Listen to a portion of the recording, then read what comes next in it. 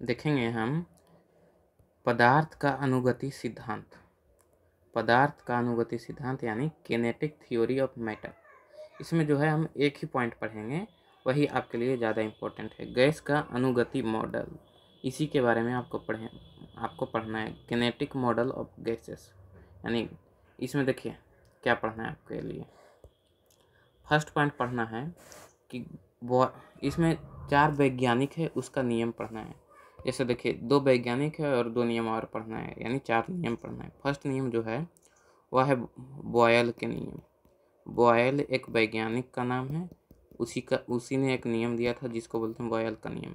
यह कहता है कि कोई भी गैस है उस पर जो दाब रहता है वह व्युत्क्रमानुपाती होता है उस गैस के आयतन के, लेकिन शर्त क्या है, ताप जो है उस गैस का वह अस्थिर रहना चाहिए। तो ये नियम से निकलता है P1 V1 is equal to R। तो R के स्थान पे P2 V2 is equal to R कुछ भी लिख सकते हैं नियतांक, ठीक है। इसी से निकलता है ये। अब यहाँ पे ध्यान रखिएगा कि बॉयल के नियम में तापमान जो है वह अस्थिर रहना चाहिए। इसी प्रकार सेकेंड आता है चार्ल्स का नियम। चार्ल्स का नियम कहता है कि भी जो है गैस का, यानी आयतन जो है गैस का, वह ताप के समानुपाती होता है। जैसे देखिए यहाँ से निकलता है V1 T1 is equal to R, और R के स्थान पे V2 T2 is equal to R भी लिख सकते हैं, ठीक है। और यहाँ ध्यान दीजिएगा, V जो है समानुपाती है T के, लेकिन यहाँ पे दाब जो है अस्थिर रहता है। इसी प्रकार थर्ड आता है दाब का नियम। दाब का नियम में कहा जाता है कि जो प्रेशर है वह समानुपाती है तापमान के। गैस का जो प्रेशर है वह समानुपाती है तापमान के। और यहाँ से निकल के आता है, जैसे देखिए P1 by T1 is equal to R, तो R के स्थान पे P2 by T2 is equal to R लिख सकते हैं इस तरह से। अब अगला जो आता है वह है गैस समीकरण या फिर गैसीय समीकरण। यह जो होता है वह होता है PV is equal to RT।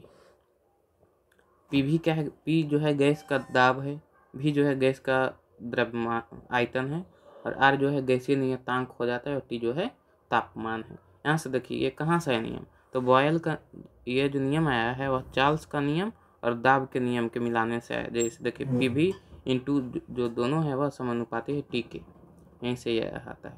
तो यहाँ से हम एक और नियम निकालते हैं, P1 V1 by T1 is equal to R होता है, तो R के स्थान पे हम लिख सकते हैं P2 V2 by T2 is equal to R। यहाँ से ये भी ध्यान रखिएगा। अब यहाँ पे देखिए R जो है वह गैसीय स्थिरांक है, गैसीय स्थिरांक या फिर गैसीय नियतांक। इसका जो मान आता है, जैसे देखिए R जो होगा PV बाई T के इज इक्वल टू होगा, इसका मान जो आता है वह आता है 8.3 जूल प्रति मोल केल्विन। यहाँ ये भी ध्यान रखिएगा, प्रति मोल केल्विन आता है।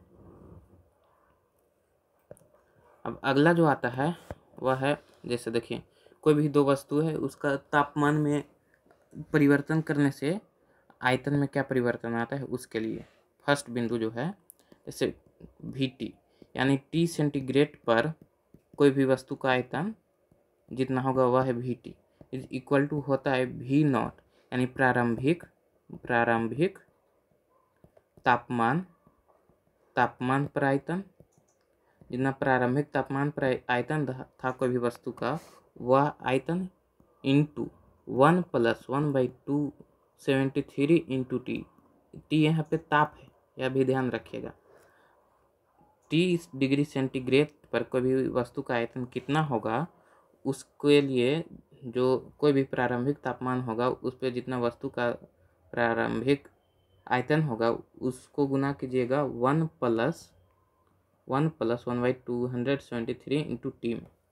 इसी प्रकार कोई भी वस्तु का जो दाब होगा T डिग्री सेंटीग्रेड पर दाब, वह होता है P0 यानी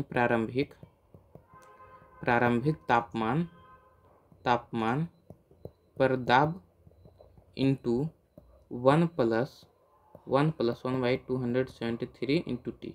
दोनों जो है फॉर्मूला सेम जैसा लग रहा होगा। जैसे यहाँ P0 है यानी प्रारंभिक तापमान पर दाब, यहाँ जो है आयतन होगा सभी में। इसी प्रकार अब अगला एक पॉइंट याद रखिएगा कि नोट करके, गैस के आणविक ऊर्जा सबसे ज़्यादा होता है, इसलिए उसका जो अणु रहता है वह दूर दूर रहता है। उसके बाद द्रव के आणविक ऊर्जा उसके बाद सबसे कम रहता है ठोस के आणविक ऊर्जा। यहाँ तक जो है वह पदार्थ का अनुगति सिद्धांत समाप्त हुआ। यदि आपको ये वीडियो पसंद आया हो तो वीडियो को लाइक कीजिएगा और चैनल को सब्सक्राइब कीजिएगा। इसका PDF डाउनलोड करने के लिए टेलीग्राम चैनल आप जुड़ जाइएगा, वहाँ पे PDF दिया रहेगा। और टेलीग्राम चैनल का जो लिंक है वह हम डिस्क्रिप्शन में दे देंगे।